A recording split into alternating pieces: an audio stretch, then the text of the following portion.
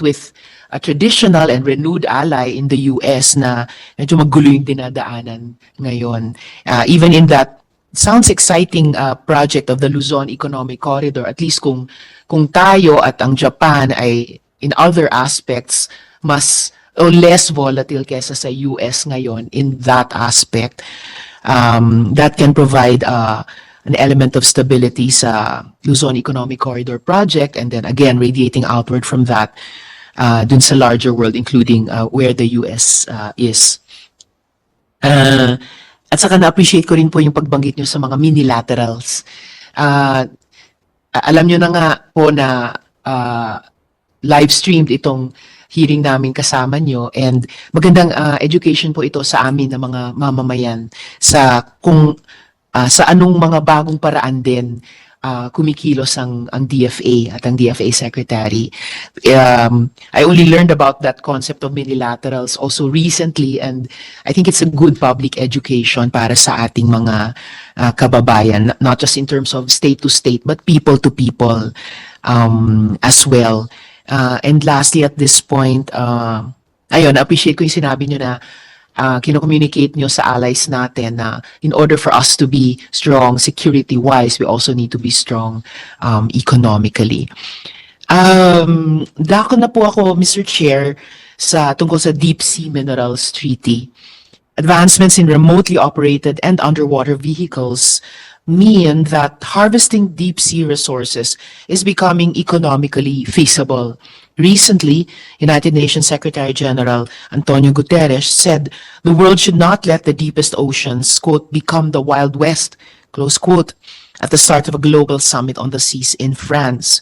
The International Seabed Authority, which has jurisdiction over the ocean floor outside national waters, is proposing a global mining code to regulate such deep sea mining. So ang tanong ko po, paano natin best na ma-advance yung mga interes ng bansa natin sa emerging field na ito? Thank you, Your Honor. This particular treaty, Deep Sea Minerals, this is an interagency concern, particularly with our DOE, DNR, and many others. And the situation is such that the International Seabed Authority is probably the international organization that is really handling the situation.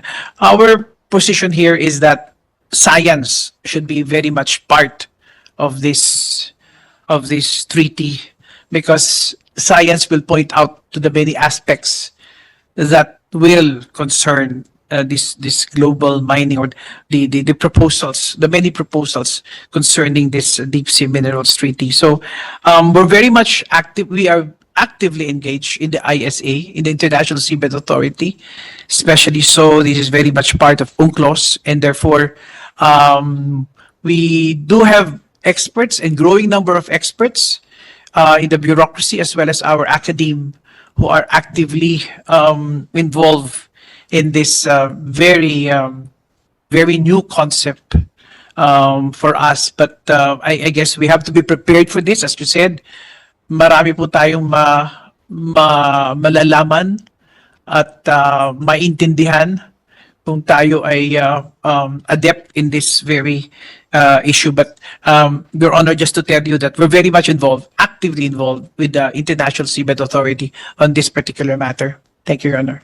And it's very good to hear that, Secretary, na yung magnitude at saka yung intensity ng involvement ng Pilipinas through the DFA in this treaty-making process. At lalo na, gaya ng pinoint out ninyo, yung engagement natin sa International Seabed Authority is so closely tied with yung pinaninindigan nating UNCLOS in really trying to push a rules-based resolution of the conflicts or potential additional conflicts in the West Philippine Sea or the whole South China Sea. At salamat din sa pagbibigay diin ninyo na science should be very much part of this. Yes, please. Evidence-based policy making on our part, and program formulation and implementation on the part ninyo po sa executive. Yung huling paksa ko na lang po, Mr. Chair, tungkol sa nabanggit nyo na rin kanina, Secretary, na ASEAN trade. So ASEAN has recently concluded negotiations on upgrading the ASEAN Trade in Goods Agreement, or the ATIGA, and the China-ASEAN Free Trade Area, or the CAFTA. So, pwede po bang magbigay ang Honorable Secretary sa komiteng ito ng update sa mga negosasyong ito?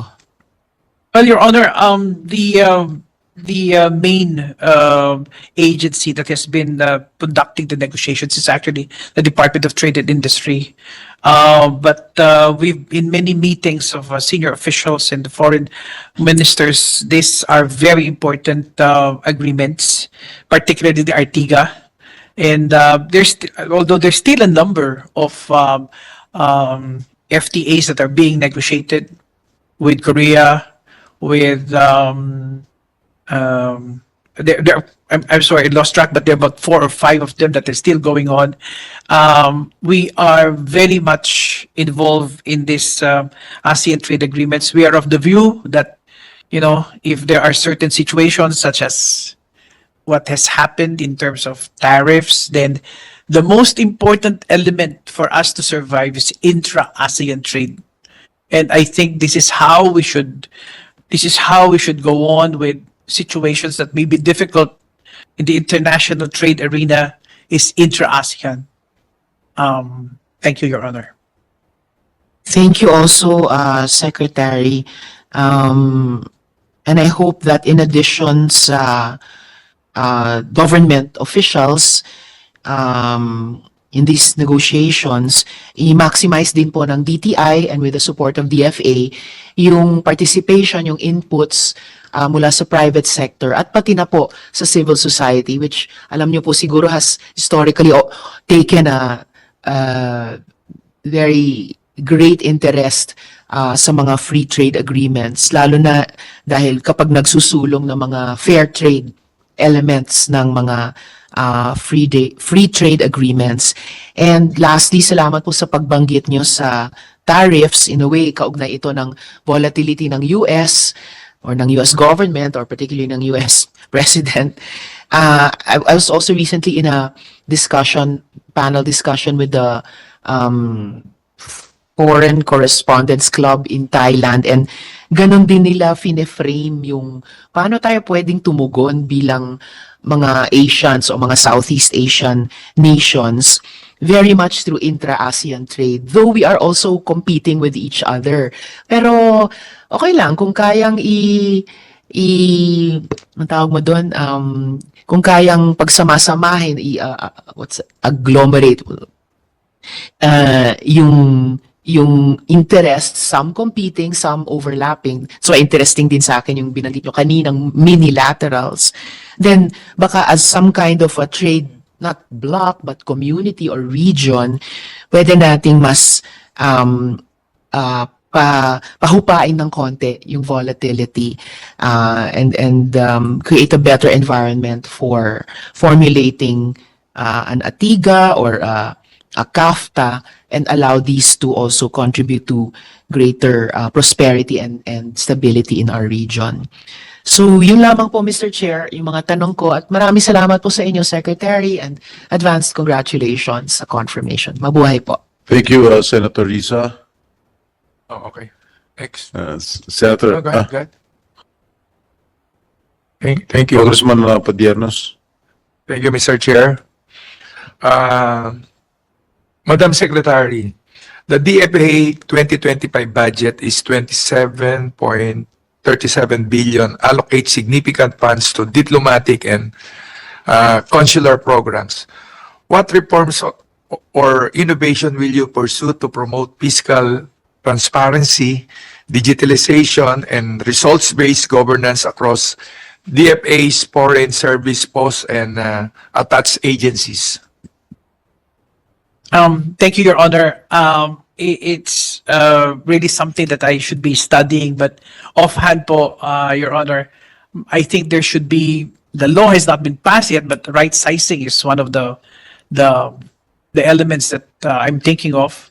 I think there should be less overlapping of certain offices, but I would not, at this point of time, Your Honor, I hope you understand that I still have not really seen the whole the governmental machinery of DFA by itself, but in due time. I'm very conscious of what you're saying, Your Honor. Thank you. Anyway, at least advanced lang naman po yan. And I believe that sa mga narinig ko sa inyo, you're very much qualified. And follow-up question, Mr. Chair. In 2026, the ASEAN Summit will be hosted by the Philippines. What initiatives do you intend to prioritize to ensure we deliver a successful summit and elevate our country's global standing? Thank you, Your Honor. The Department of Foreign Affairs is really ready, and we're just waiting for Malaysia to finish its role as chair of ASEAN, and the Philippines is prepared to take the chairship of ASEAN. To your question, what are the priorities? It is still being developed, but we are of the view that we have three main cross-cutting issues. Peace and security is number one. Number two is maritime cooperation. And number three is climate change. Within these priorities, or whether these general priorities, we will be developing because we have three pillars: the political security pillar, the economic pillar, and the social-cultural pillar. So with this in mind, then we will be able to develop many other aspects emanating from these priorities, as these are cross-cutting issues po. Magaling si Madam Secretary. Mr. Chair, my distinguished colleagues in the Commission on Appointments, maganda umaga po ulit. It is with great pride that I am here today in full support of the confirmation of the appointment of an extraordinary public servant whose life work stands as a testament to excellence and integrity. She has devoted over 4 decades of her life to the Department of Foreign Affairs. Since joining the DFA in 1984, she has served in various capacities, steadily rising through the ranks. In 2011, she was appointed Assistant Secretary.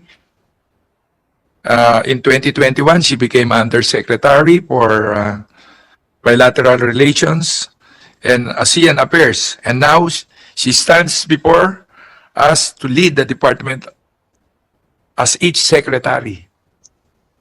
Matagal na rin, pero karapat-dapat.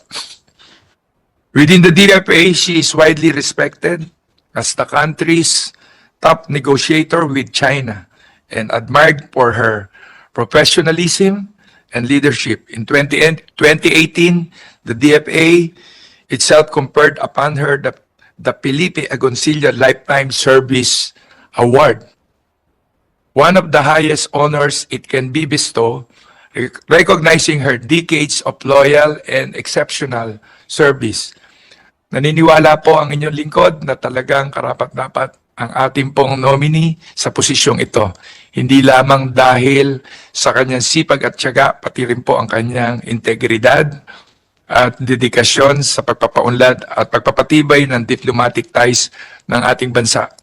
I wholeheartedly express my full support for the confirmation of the ad interim appointment of Secretary Maria Theresa Lazaro as Secretary of the Department of Foreign Affairs. I am certain that her appointment will undoubtedly contribute to the continued success of the Department of Foreign Affairs. Maraming salamat, Mr. Chair, Madam Secretary. Maraming salamat po, Your Honor. Thank you.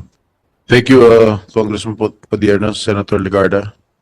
Thank you, Mr. Chair.